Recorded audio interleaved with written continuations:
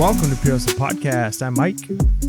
And this is Orlando, and we're on episode 411. That's right. A follow-up themed episode. Yeah, so if you haven't caught our earlier episode, I think it was 409, we had a themed episode where we discussed some of our unpopular reselling opinions. So things that we kind of believe as resellers that other resellers or maybe kind of common reselling ideas conflict, right? So, you know, a lot of people might have one opinion on something. Maybe that's the common opinion on social media or about reselling. And Orlando and I have opinions that might be a little bit controversial or might not necessarily align with what a lot of people are saying. And so we give our reasonings why and discuss that. And so we went so long on that one, we wanted to extend it into a part two. So today we're going to be finishing up part two of our unpopular reselling opinions. All right, and our first one's interesting because it actually comes from the comments.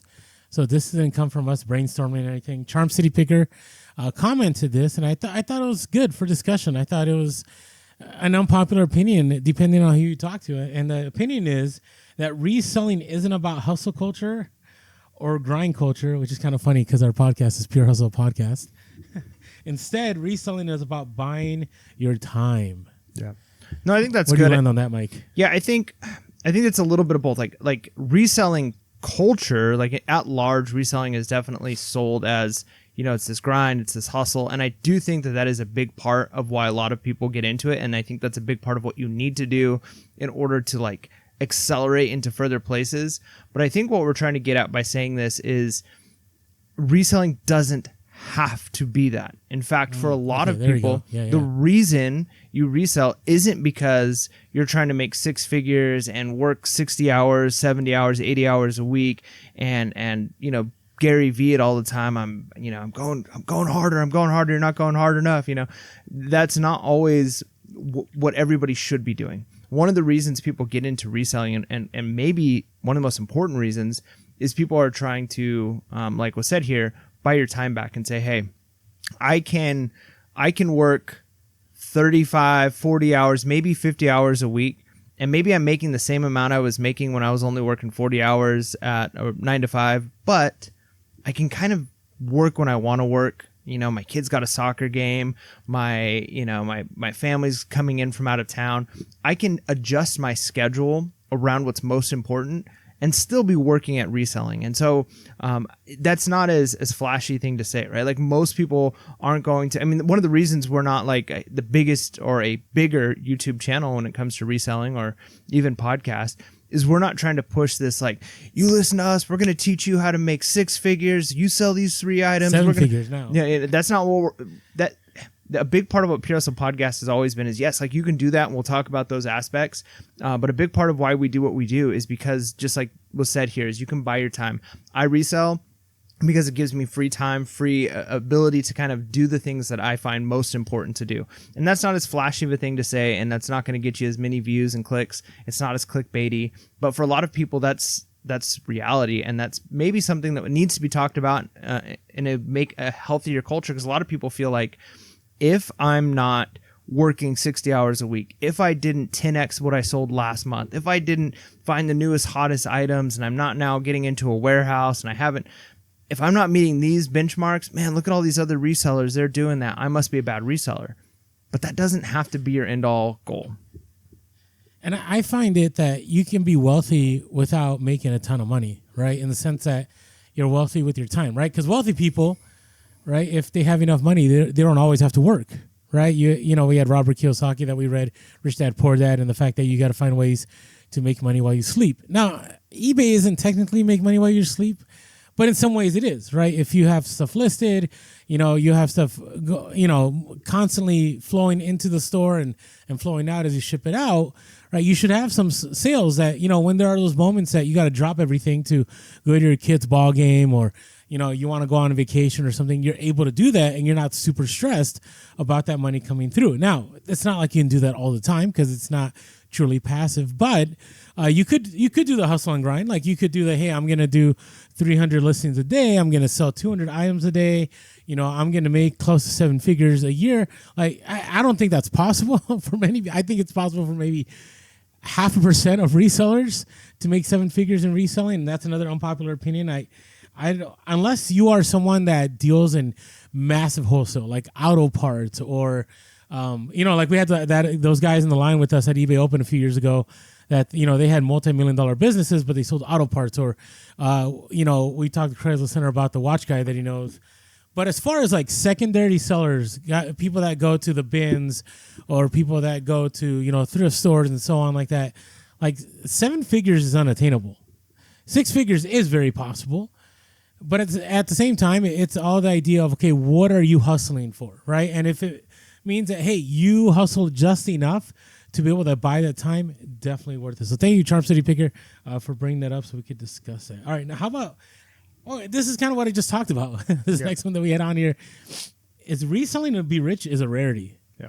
And what I mean is secondary market reselling, right? I mean, have we even in both, even in both, right? Like, so you mentioned kind of the wholesale. A lot of people, you look to the most successful, right? Like, I think about being a high school teacher, right? Like, you've done it, I've done it, and think about to all the people who are listening when you were in high school. How many of the athletes in the school thought they were going to the NFL or the MLB or everybody thinks they got this idea like, I'm going to be there. And the reality is, like, the most successful people are such a small minority of the population because it takes so much to get there. There's got to be so many other factors in place. So even when you look in those categories that you can be successful, the wholesale, the private label, the automotive parts, those categories, it's still only going to be a fraction of the people who are competing in those categories that are going to be what we would consider rich, right? That are just so wealthy, they're making so much money.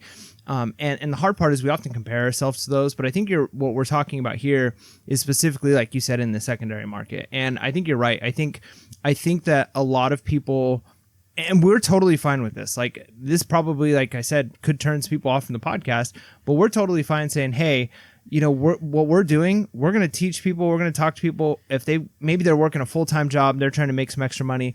How can I go to a garage sale and pick up a used calculator and sell it and make enough to pay for my car for this month, right? Like, that's the type of thing that we're totally fine with. Or how can I make a living doing this? But most of us aren't ever going to be able to do the bins or garage sales or estate sales and make the kind of money that is oftentimes promised, right? When you go onto YouTube, the most successful YouTube reselling channels, and I don't want to say it that way because there's some very successful ones that aren't doing this, but some of these successful channels, excuse me, are trying to kind of sell that dream. Like, hey, you can go to this garage sale and you're going to make this much money. And if you just do that X times a week, you're going to be making X amount of money. And that's such a unattainable, unrealistic a lot of times. So I think it is more of a healthy way of saying, look, you could make enough to make a living, but you're probably not going to make it rich unless you go the route of, hey, I made some contacts, I've got some connections, I've got freight trucks coming to and loading up in my warehouse, and I've got thousands of items coming in, and I'm moving it. That's a different type of job, and that's a different type of channel. Yeah, no, I agree. And again, and this is going to lead to our next point, which I'll bring up in a moment, is that I think reselling should be a stepping stone to where you're trying to get to, right? So sometimes it may be for some people, like, they just left the corporate world and they don't want to jump back into the 9 to 5. And so reselling, fills that gap, right? Somebody, made a poor decision and they ended up locked up and they're struggling to find a good job, and reselling opens that avenue for them for the moment, right? To eventually be able to rebuild their life, right? So there's different ways. Now, before I get into that more, I do want to talk about one of our awesome partnerships with My Reseller. It's not a partnership because this isn't a paid sponsorship, but they are one of our links that in the end, like, you sign up and we get a certain amount too. So if you haven't yet checked out My Reseller Genie for bookkeeping, strongly encourage you to do so. My Reseller Genie is something that has relieved so much stress because I hate bookkeeping as a reseller. I hate keeping track of everything. And what this does is it imports everything from eBay and from Poshmark. It runs it in the background. And when it's time to send information over to your tax person, it's already streamlined for you. Maybe you got to touch up a few things here, or you could be like Orlando where, maybe you have to catch up on a little bit. But that's okay because it does it for you. So if you haven't checked out My Reseller Genie, go to our link below, use our code Pure Hustle, and you'll get 15% off the first month. You can use our code Pure Hustle and get 15% off the first month. All right. So what I mean as a temporary vehicle. So you may not get rich off selling on the secondary market, but you may get rich off maybe taking some of that money and investing it, right? Maybe you put it in mutual funds. Maybe you go into riskier, right, assets like, crypto, or maybe you decide that, there's actually somebody right now, a good friend of ours, who now two of our friends have food trucks. Now that they started as reselling, they made enough money off reselling, then they turned that reselling money and they invested it in a little bit of crypto and other investments, and they made money from those investments. They took that money, and now they have food trucks, and now they enjoy what they're doing.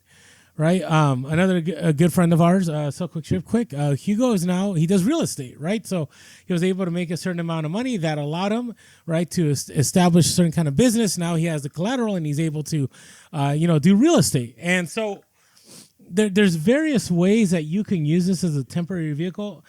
And again, maybe it's that in-between thing, right? Maybe it's that thing where, you got let go from your job. Right now, there's a lot of layoffs happening in the economy. Right, you're listening to this podcast and you've been laid off. You're like, oh, do I really want to go work at Best Buy? Do I really want to work at McDonald's, even though in California it's paying me $20 an hour? Do I really want to, work it here? Well, reselling gives you the opportunity to not have to do that and maybe even make more money on your own time and to kind of build that bridge until you get to your next place. Yeah, no, I think that's. I was gonna say, I think that's a good point that you made there, and again, we're not saying that that's all it is. Like, Orlando, you make a full-time living reselling. Well, a lot of our listeners make a full-time living just from reselling, and in our Discord, we've got a lot of people that's what they're doing.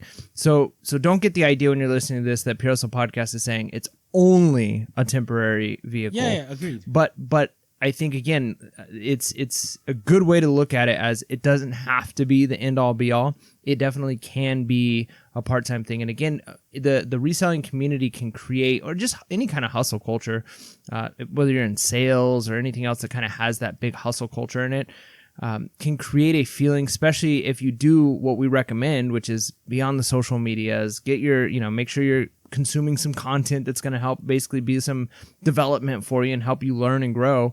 But that can also become, and I hate using the word toxic, but it can almost become a negative pressure on your life where you're feeling like, I'm not stacking up. I'm not, if I'm not continuing to grow, it's okay. Like, you can have your own goals and reasons for doing reselling. I resell part-time. I use the money I use for reselling to help pay off debts, to pay off student loans, to do the things that I wouldn't be able to do otherwise. It allows my wife to stay home. She helps with the reselling, so she doesn't have to be working, which means she gets to spend more time with kids. So those are things that aren't necessarily, what everybody's aiming for. But it's okay if that's what your aim is not to get rich, but to use it as a stepping stone, like you said. Maybe you take some of that money and you do something else with it. And there's been a couple of business opportunities I've tried, and some have worked out more than others. But again, that the money from reselling has given me that seed money to make those, even take those risks. So absolutely. One of the next ones we want to talk about is there's an unpopular opinion, or there's the popular opinion, which is like eBay buyers are awful. And Orlando and I would say that's not really the case. Like, we know what it's like. Like, you've heard the phrases like the squeaky wheel gets the oil, those types of things. Yeah. Because when there is a problem in a situation, if there's like one person in a group causing issues, it can really create a negative feel about everybody involved. And the reality is, there are so many good eBay buyers. If I were to say, like, okay, if I were to look through my store and look through the last 100 sales that I did, pretty much all of those sales have gone flawlessly. Like, the item went to the customer was happy. Maybe there was a return because there was, just didn't fit them or something. Okay, we'll deal with that. But every once in a while, you get that like really bad customer who's irate. They give you negative feedback for no reason. They injure your business, and those hit so hard that we remember those. You can have 100 positive interactions. It takes one negative interaction, and that one negative interaction just overshadows all the positive ones. And so again, you kind of have to take an objective look at it. Sometimes you got to step out a little bit and say, you know what? That's not all of them, right? Like that's not even the majority of them. It's such a small group of people causing the issues that you potentially will run into if you're an eBay seller, but you can't let that override all of the positive. And if you're being objective about it, I mean, that's the reason why places like Walmart and Amazon and Costco have such good return policies. People are happy with that. They use them, but they know like, hey, we're going to sell a bunch of products. Some of these products are going to come back. If Walmart and Amazon took it personally every time somebody sent something back, or even when somebody's in there yelling at them for, you didn't have this, and if they were like, well, that's it. These customers are terrible, shutting our doors. You know, it doesn't make sense because, you know, like, okay, those people exist. There's crazy weirdos out there, but you can't let those negative experiences taint your view on the entire eBay buying population, which when you have that perspective and you go, you know what, most of these interactions that I've had with buyers has actually been very positive. Then when you have that crazy, you can go, well, that's crazy, and move past it, not take it personally. Yeah, and it just cracks me up because, you know, it all depends on your mood sometimes, right? Like you've had a really bad day and then you get that person that just, you know, I get trolls all the time, right? I get people like, oh, good luck selling that thing or whatever. And I get those messages sometimes. And the reality is, like, like you said, if you look at the ratio, right? If, you know, for every 1,000 sales, I have maybe like, I don't know, even 10, individuals that give me a hard time. That's nothing, right? The rest of the people are amazing. And I just want to encourage people because, you know, on social media, what really pushes the algorithm? Well, it's people being negative. Right, there's a guy I've recently been seeing on TikTok. Like every post is about how he can't stand the buyers. They'll go in there and they're like, ask a question like, "Do you price match?" Or this one person wanted to return something, or this one person was trying to do a chargeback. It's always something. But I wonder, for every one of those posts, probably there's another 100 posts that could be made about how a sale went through flawlessly. You never even had to think about it. You made good money and you were able to move on. And I find that happens a lot of the time, but people would choose not to focus on that. All right, hey, we're kind of moving a little bit here. I think we should move on to our hustle of the week. Yeah, how about Let's that? do it. All right. Come on, hustlers. It's the freaking hustle of the week. Yeah, so going back and speaking about positive hustles of the week, man, these are one of those things where it really keeps you motivated. Because the reality is not every day, not all the time are you going to be making incredible sales, but we want to highlight them when they do come. If you're consistently out there, you're going to garage sales, estate sales, you're on Facebook Marketplace, you're making connections, you're leaving business cards, eventually opportunity is going to come up. You're going to get that little bit of luck factor. You're going to have the opportunity to work and capitalize on a situation.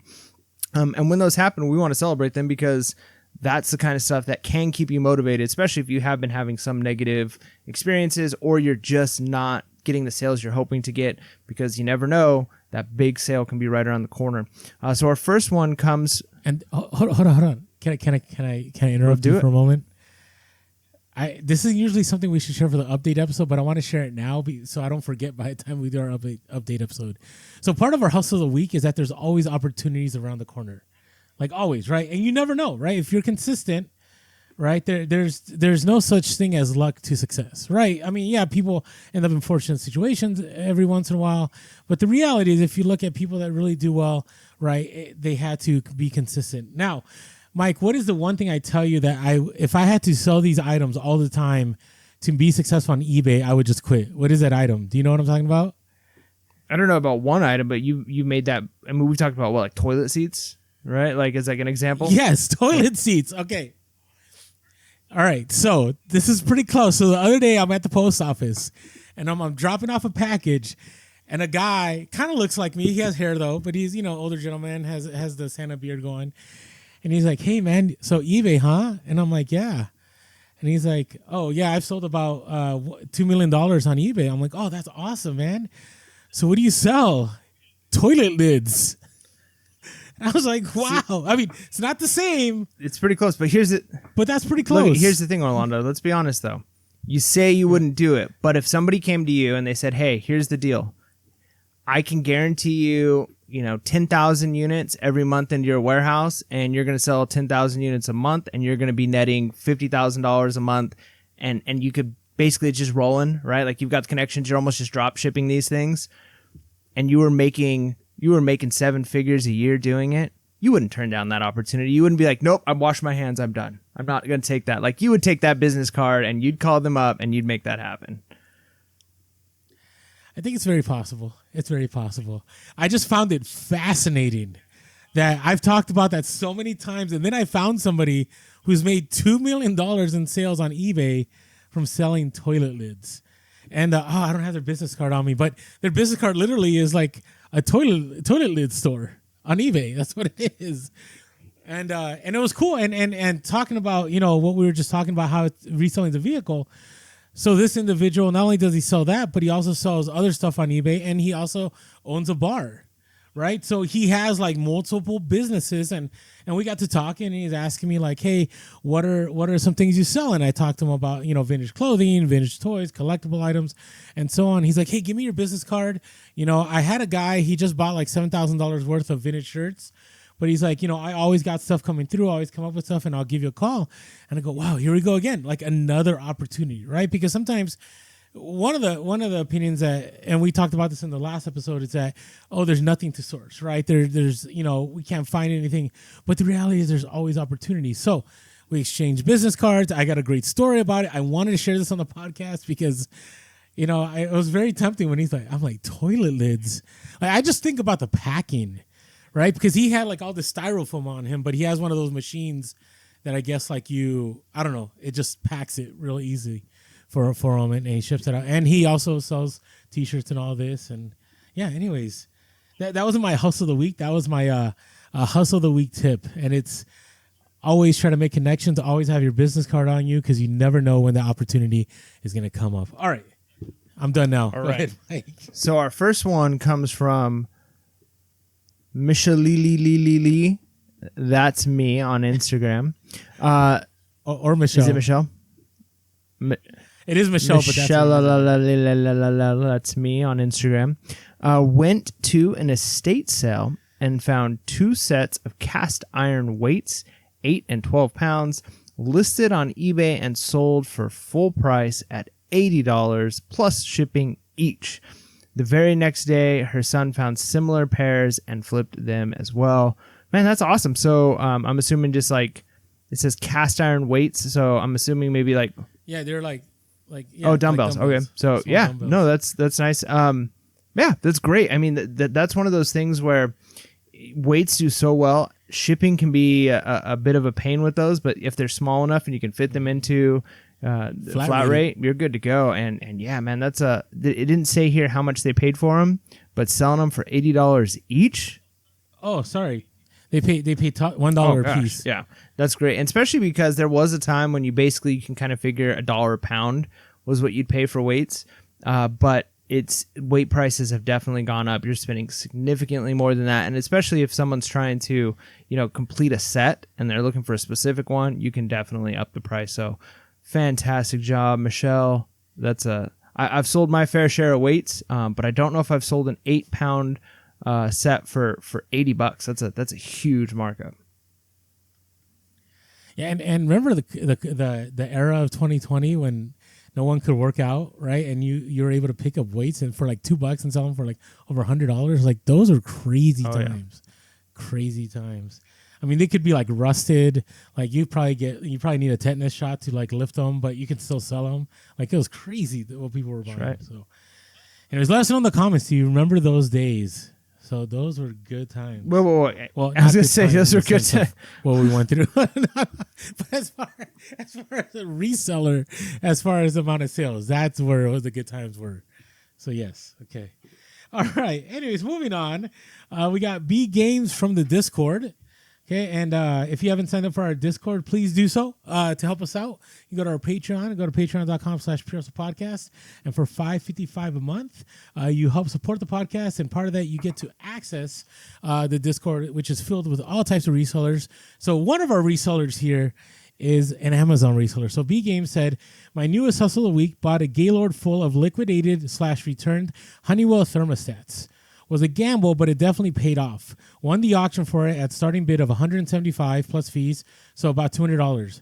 Had to rent a U-Haul to pick it up for another $200. About 30% were duds. Couldn't sell them on Amazon. Listed one lot of 13 duds for parts or repair for $200 on eBay, and it sold the same day. That alone covers the cost of the U-Haul.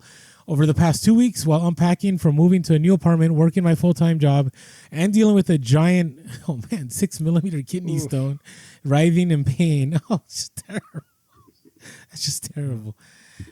It's like my worst nightmare. Yeah. Have you dealt with a kidney Never. stone, Mike? It's like my worst nightmare. But I drink like a gallon of water a day, so I think I'm safe.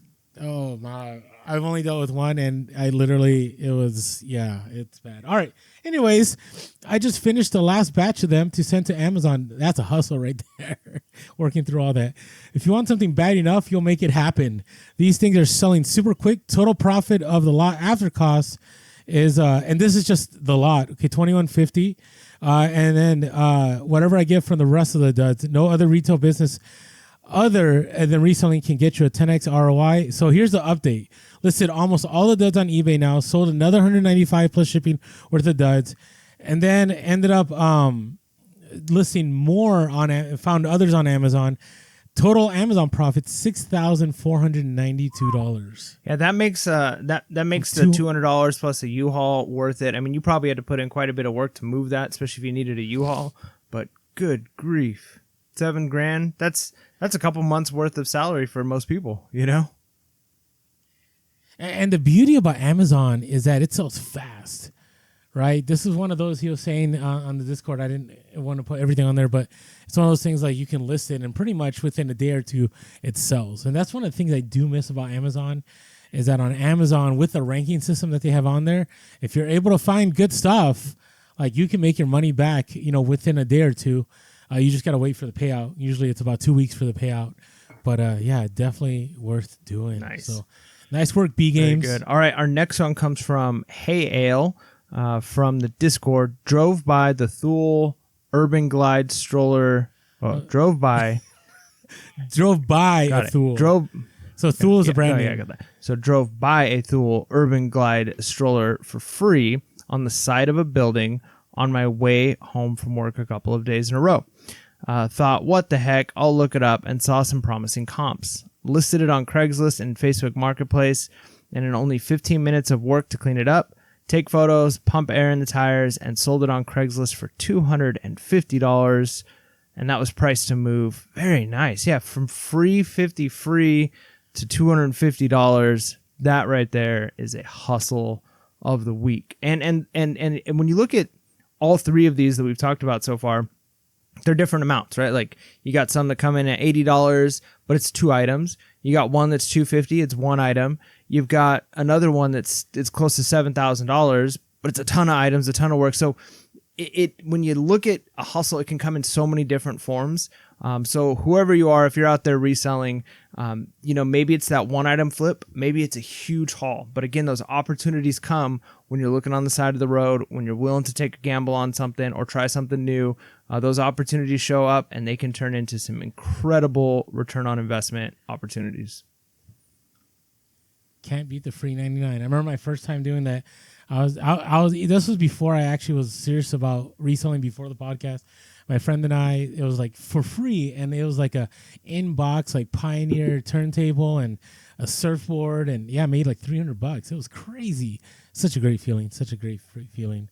So, all right, Mike, what is your hustle of the week? So mine is I got a. Now's the time, like I mentioned, for school stuff. I mentioned that previous episode. Maybe last week, I'm not sure, but I talked about different school items, and I had some curriculum. I was able to pick up some writing curriculum specifically, so a handful of workbooks, teacher copy, that type of stuff, unopened in package. That's not always the easiest thing to come by at things like estate sales and garage sales, but if you know what you're doing on Facebook Marketplace or on eBay, I think this one was a Facebook Marketplace pickup that I picked up a while ago.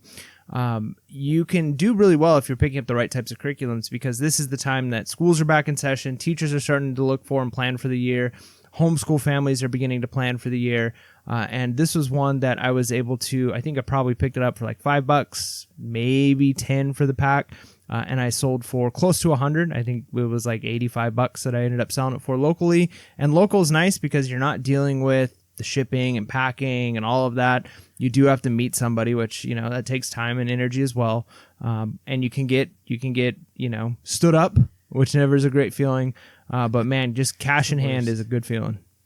What about you, Orlando? Yeah, there you go. So it's funny because this ab roller that I sold probably should have done locally, but you know, you get more eyes on it when you sell out on eBay. And if you don't know the ab roller, it's like this big circular like disc kind of thing, and you kind of sit on it and like you move. I don't know. It's you just got to look it up. And I remember during the era of 2020, I remember selling like 2 or 3 of these used for like 150. And I was at this garage sale, and this is the same garage sale that I've mentioned on the podcast before, where I picked up 2 Dyson bladeless fans, and I sold them for like $300. Sold a bunch of other things. I only paid like $100 for everything. Well, I had this was brand new ab roller. It wasn't in the box, but it still had all the styrofoam around it. All the pieces were there, you know. And, you know, I would get messages like, are you sure everything's there and all this stuff? And I wouldn't answer to it because it's like, if it wasn't there, I would tell you it wasn't there. But you know, I already made. I spent like 110, I think, that morning, and I've already made close to $900. I sold a Dymo label printer I've talked about before. I sold a bunch of stuff on there, and this ab roller sold. It sold at full price for $190 plus ship. But it did take me an hour and a half to pack. It was not fun to pack. It's just an awkward kind of deal. Like it didn't fit in a regular. I had to. What I did is I grabbed one of those boxes that you use to move TVs. You know, and how there's like 2 parts to it that you put together, and then you put it in a box. So I just took one of the halves, and I bubble wrap. At first, I did the plastic wrap, then the bubble wrap, and then I put it in there. And then I had to like do some Frankenboxing, and I ended up getting in there. But yeah, I mean, being that I paid, you know, on average, I probably paid, I don't know, $5-6 to $190 plus ship. I'll take it. It's not bad. Now, when you're doing that kind of packing, it might make you wish you were selling toilet seats. It's possible. It's very possible. All right. Hey, before we move on, if you haven't yet been following us on social media, we are Pure Podcast on all social media, except for on X, we are Pure Cast. As always, if you want to give us a call, 619-738-1170. That's 619-738-1170, or shoot us an email at purespodcast@gmail.com. It's purespodcast@gmail.com. And as always, if you have not watched us on YouTube and you're just purely a podcast listener, I encourage you, just come over, just subscribe. Hit that bell notification to be notified whenever we go live, and smash that like button. And as always, if you haven't yet, jump on over to iTunes, give us a 5-star review. Let us know how you listen to the podcast, because it really helps us. Now, I said last episode we were going to read a couple of the reviews. So I'm going to read one, and then I'm going to read 2 that are saying the same thing, but one was positive and one was negative. I find it kind of interesting. All right, so one of them, actually 2 real quick, 2 positive ones I'll read. One is from Christy Vaughn. It says, old school reseller here, and just started listening to podcasts. Hooked on y'all's. I find often get stuck in my formula of selling. Hearing different perspective always makes me think and gives me new ideas. Love listening to y'all's perspective and stories. Refreshing my paradigm. Good luck, and keep the showers coming. Or shows. I think they meant shows, but they wrote showers. So, hey, appreciate that. You know, I always love healing. I always love hearing from resellers that have been doing it for a while, because it encourages me and tells me, hey, you know, we're still bringing value. This is from Night Trap 38. It says, Orlando and Mike are always entertaining and informative, a great resource for resellers and thrifters. Now, this is what I find interesting. So, which one should I read first, Mike? The negative review or the positive negative review? Let's hear it. Okay. Now, we are at 4.8 now. Okay. I need you guys to go on there, write some positive reviews, give us 5 stars, get us back to 4.9. I'd like to get back to 5.0, but I'll be happy with 4.9. So if you haven't yet, jump on over and write us a review on iTunes. All right. This is from Great Game _5. Said, they gave us a 2-star review. Ooh, that hurts. It's first time in a long time. That hurts. Said, I used to look forward to listening, and then it says Orlando. And then I'm sure something followed that, but that Orlando is great. I see it. Terrible, it says, but it didn't say no, that. it does. It says Orlando needs to stop resisting change. It's true. It's so funny, because I had a conversation with somebody recently, and I said, I can't stand change. And they looked at me and said, no, Orlando, you love change. Right? So it depends on what it is, I guess. Right? Okay. So they said, I've been listening to PHP for over 3 years. Used to look forward to the podcast every week, but lately it's been a bit of a downer. I find myself in a negative mindset after listening. I think everyone is experiencing slowdown on eBay, but it would be nice to hear about something else. Orlando comes across as someone who has hustled too long and is burnt out. There may be truth to that. He needs a more sustainable business model. There may be truth to that. I think it's a case of not seeing the forest because of the trees. There are so many options for monetization that PHP isn't taking advantage of. Mike and Orlando need to get some kind of coach to help them get the PHP brand on track. I really wish them the very best. I'll be taking a break from the show, but we'll come back in a few months to see if things have changed. Well, hey, I appreciate the honesty. I'm glad you didn't say like, hey, if you need further help, please contact me at this and I'll help coach you. But yeah, I mean, Mike, I think you and I would agree on the fact that, you know, we could do more as the podcast. I mean, we could monetize our audience more. I mean, there's different ways, but you know, Mike and I, we're first about just creating the content, and when we have time, you know, because we're super busy, we love to do more. But you know, I've said this for a long time. Like the last 2 years on eBay have been brutal for me. It just hasn't been great, and I'm not going to lie about it. I'm not going to, you know, have rose-colored glasses and tell everybody everything's good and everything's fine, because the reality is, for me, it's not, and that's just, we document. Okay, I'm not going to come here and tell you how awesome things are and incredible things are, because that's just not being honest, and that's just not the way I roll. Now, so we got dinged because of me, because I'm negative, right? Because I talk about slow sales. The next one comes from Maxi Sophie. Says, enjoy the show, 5 stars. I appreciate Mike and Orlando's honesty about the slow eBay sales. So on the one hand, we got knocked for it. On the other hand, we get praise for it. The report on June 5th, 2024 about the unusually slow sales and extreme reduction in interaction via messages and offers, even for sellers who constantly desire pick up desirable items at reasonable prices, is what is also being confirmed on Reddit and among various user groups regarding Poshmark and Mercari as well. It seems like sellers will need to be patient, as eventually there will be a change in demand. So I appreciate that. I appreciate that because, again, I wish I could always be like, hey, you know, I had an incredible week, and I do have incredible weeks. I just shared an incredible sale, but the reality is right now I've had to hustle and grind. I've had to work 40 plus hours, not even 40 plus. I would say 55 plus hours just to make it, in comparison to, say, 4 years ago, especially before 2020, where like I only had to work half that time to make the same amount of money, and inflation wasn't as bad, and so my money went a lot further. And the reality is, we've got hit with bad inflation. We have a terrible economy. Our stock market just crashed. There is no end in sight to this terrible economy at the moment, and it's just the way it is. And eBay's last earnings report, if you caught our last eBay update episode, eBay sales have been flat, and they've been flat for about a year. Well, and so, I think, though, you know, to play devil's advocate, and we did show both sides of that, right? We showed someone who's appreciates some honesty and someone who's a little bit downed about it. But I think there's truth that we can take in the sense of those are things that are true potentially. You know, everybody's experiencing things differently, so it could be for individually, you know, determinative. But the reality is, we could definitely spend some time saying, look, like these are truths. We know this, but we try hard on the podcast, and maybe we could do more of saying, okay, so what do we do about that, right? We try not to just linger on, hey guys, things are really bad, things are just awful, things are really bad. We do try and pivot, and Orlando and I never try and say like, hey, we have the answers, because I think some people, that's how they present themselves, like they always have the right answer. But if you always had the right answer, I mean, gosh, we'd all be millionaires, right? You'd know how to time things, exactly what market to be in. I wouldn't do the podcast. Right. Why would I do the podcast? And so the thing is, we try things, and sometimes it's like, hey, here's how we're pivoting. Oh, nope, that didn't work. What are other people doing? Oh, this is working for us. Oh, look, this is how we need to react.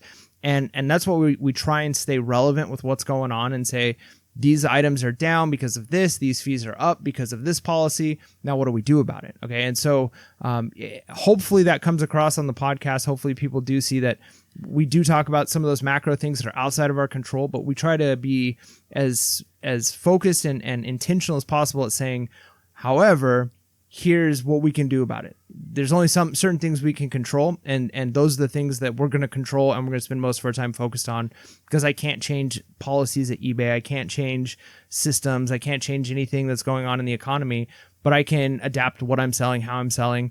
And I saw another comment where somebody was kind of blasting that in the sense of saying, hey, these guys are always just reacting and pivoting when they have to. And I think that's necessary. I mean, yeah, if you can always be on the forefront, that's great. But the reality is most of us have to react and pivot. And, if we knew exactly in good time, we probably wouldn't be doing the podcast sharing, hey, here's the next item that's coming up, because we would just be selling all that ourselves. So that's who we are. We try and stay real and focused on what's going on and just share our experiences. This is what we're experiencing. And sometimes we're wrong and we correct. And sometimes we nailed that one. So there we go. Yeah, I agree. I'd rather be authentic. That's just me. That's just who I am. That's the way it is. And, like us or leave us. But hopefully you come back. All right. Hey, let's get on to some other unpopular. Should we have titled this "Great Opinions That Some People May Not Like"? Just our opinions.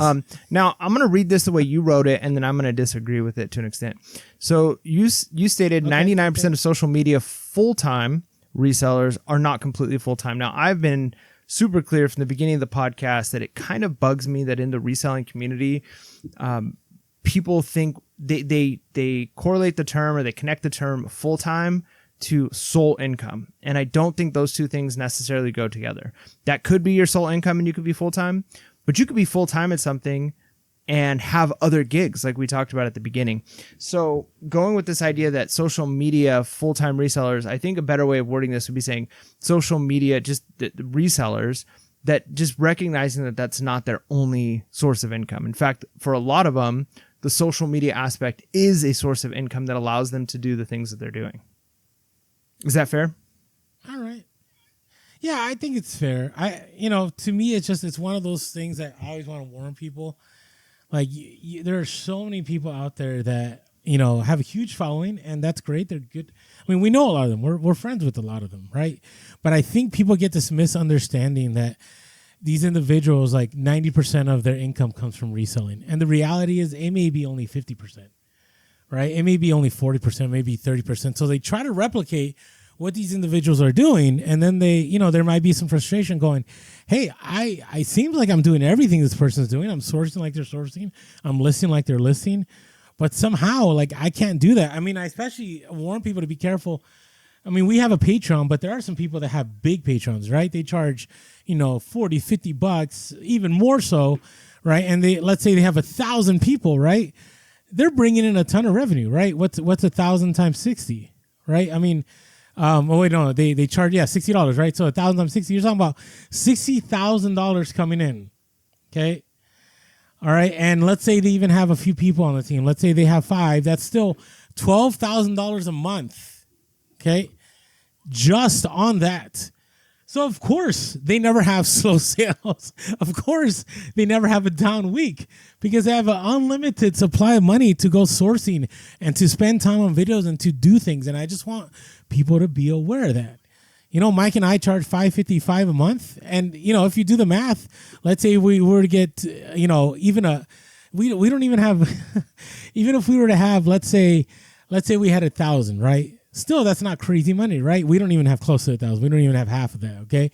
But let's say we did, right? That would mean what? 2,500 a piece, something like that, 2,600, 2,700 a piece. And that's not crazy numbers. No, but that'd be...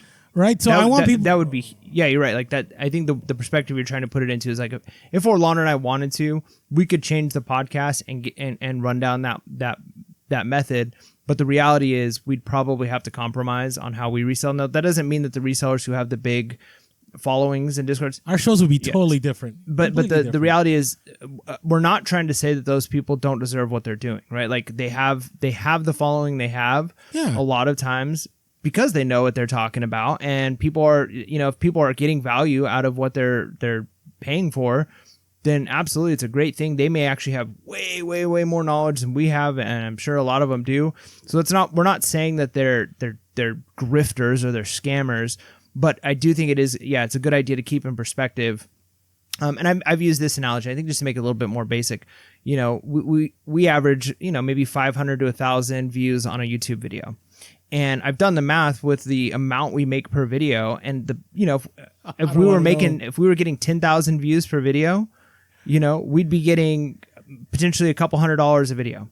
And that's just for 10,000. There's people who are getting $20,000, $30,000.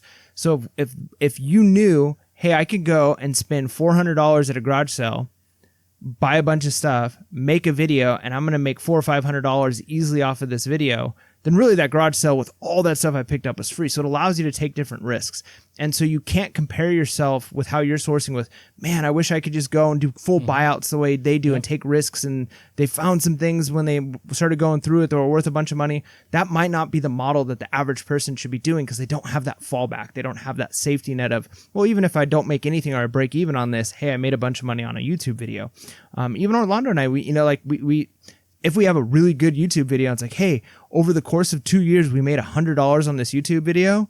Man, that's great. Like, we did a really good job. And it does help. It does help with some of the things we do. It allows Orlando and I to take potentially some extra risks, but not at the level that others do. And so there's nothing wrong with him capitalizing on that.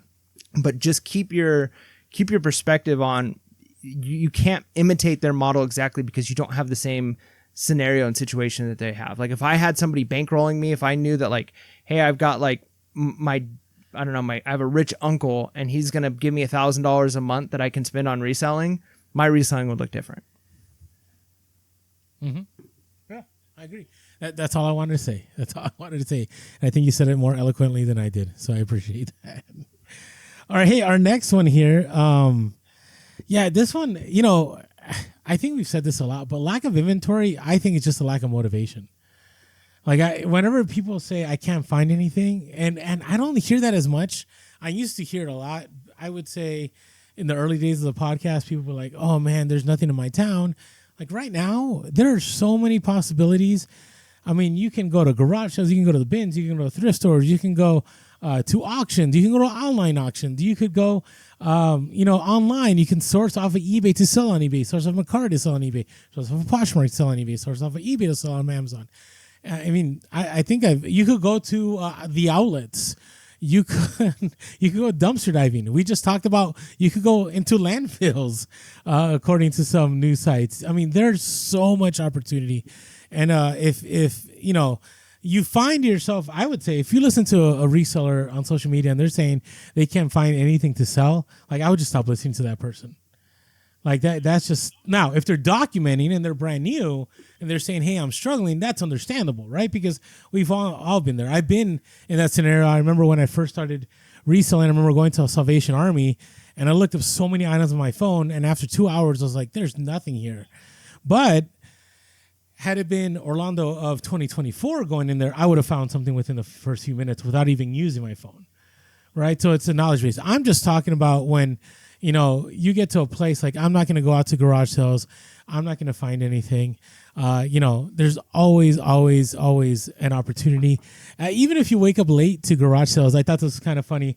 I posted this on Instagram. Gary Vee was talking to one of his guests, and he's like, yeah, I found this Thundercat at a garage sale. And he's like, oh no, you got that for how much? And Gary Vee's like, I got it for $1.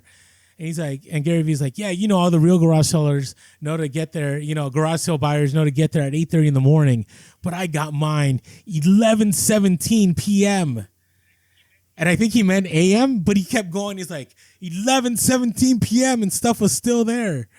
And I just thought it was funny because he didn't correct it. The team didn't correct it. But the reason I bring that up is, even if you have a bad day at garage sales, right, keep going. Keep going, because sometimes it's that last garage sale that makes. But to be fair, though, I think it could be a little bit harsh. I mean, I'm not opposed to being harsh. I'm not like a sensitive guy with that stuff. Okay. But the way you phrase this unpopular opinion is lack of inventory is due to lack of motivation, and I think that could be true. That's a true statement. But at the same time, would you be willing to make that same claim of like slow sales on eBay is due to lack of motivation? Okay, yes. So, but here's the thing, though. Yeah.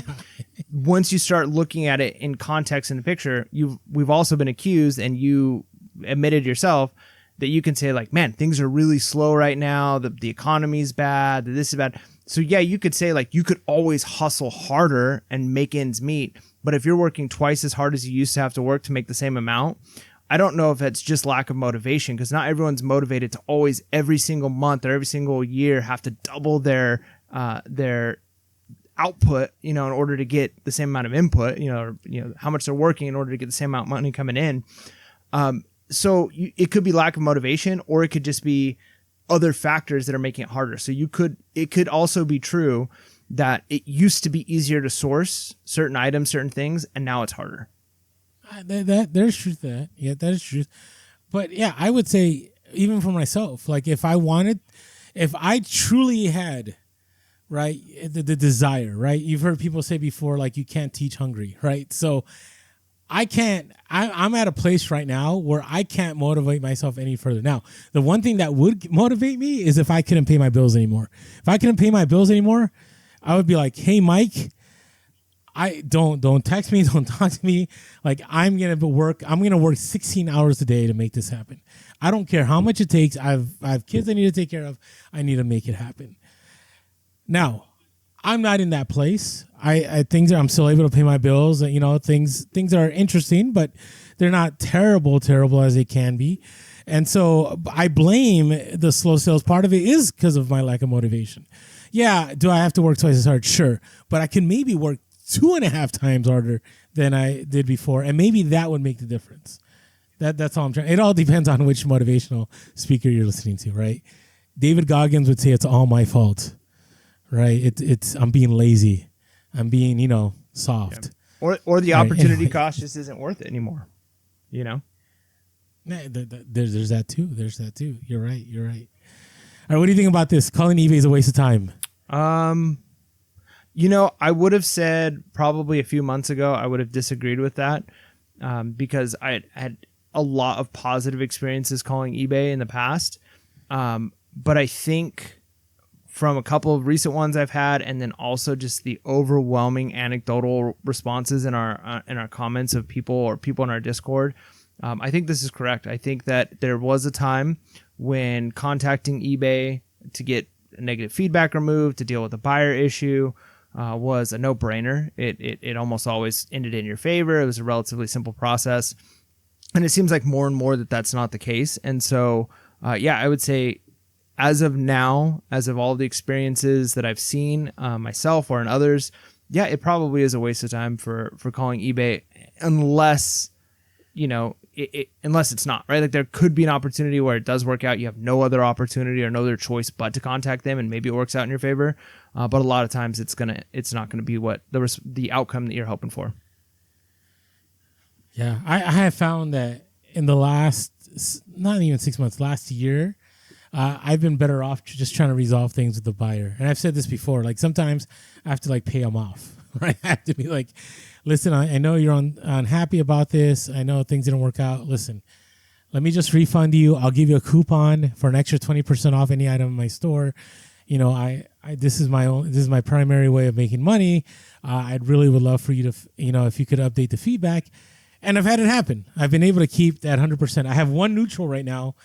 And that one, I called eBay, and eBay refused to remove it when it was a negative. And then I got them to change it to a neutral. And even, now I can't even get the neutral change because, it used to be back in the day, if you didn't get your way with one rep, you could call again and you would get a different rep.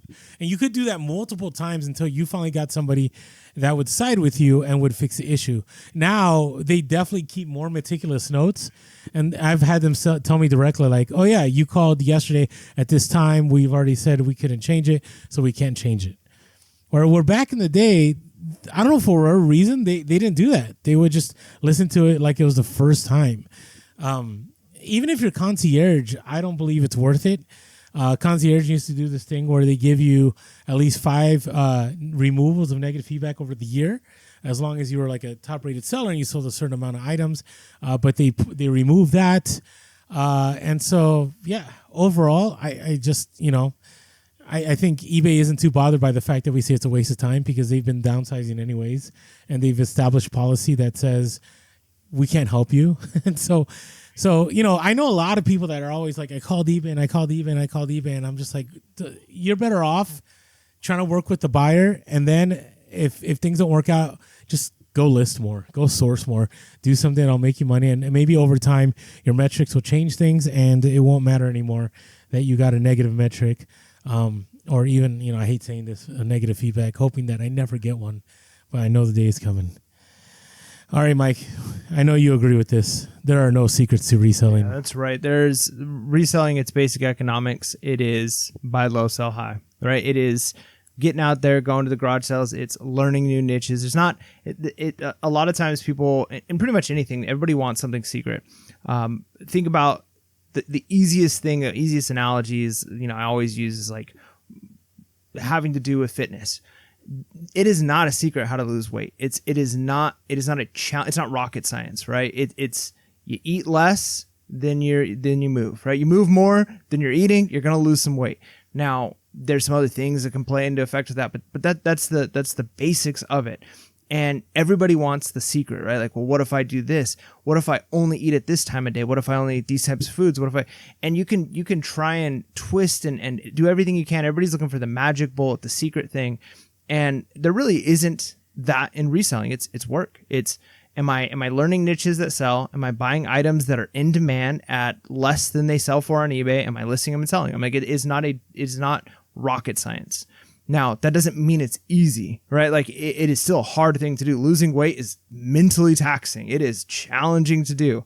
Even though the principles are simple, doesn't make it easy. And so I think a lot of people realize that reselling is hard, and so they're looking for that silver bullet, right? They want the one thing, if I get basically the magic pill. What's the one thing I can do that's going to 10x my selling? And there isn't a secret workshop for that. It's just grind, it's hustle, and it's doing what you need to do. It's buying low, selling high. That's it. Yep, agreed. And it just cracks me up because you always look at these thumbnails, right? These clickbaits, right? The number one secret to reselling or boost your sales or change things.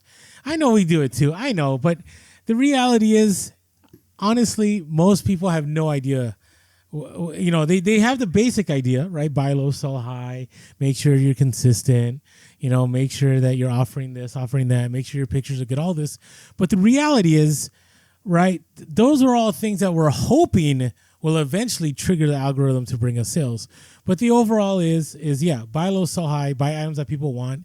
And, you're at the mercy of the algorithm and no one can escape the algorithm and its power over eBay. And so that's just how we roll. So, hey, hopefully all of you gained something from this, whether it was some background noise, whether it was some tips that you could use. Maybe you felt some solidarity with us in this podcast. Whatever it is, appreciate all of you tuning in. Appreciate for all of you always supporting us. And with that being said, make sure to be real. Be relevant. And be reselling. Peace.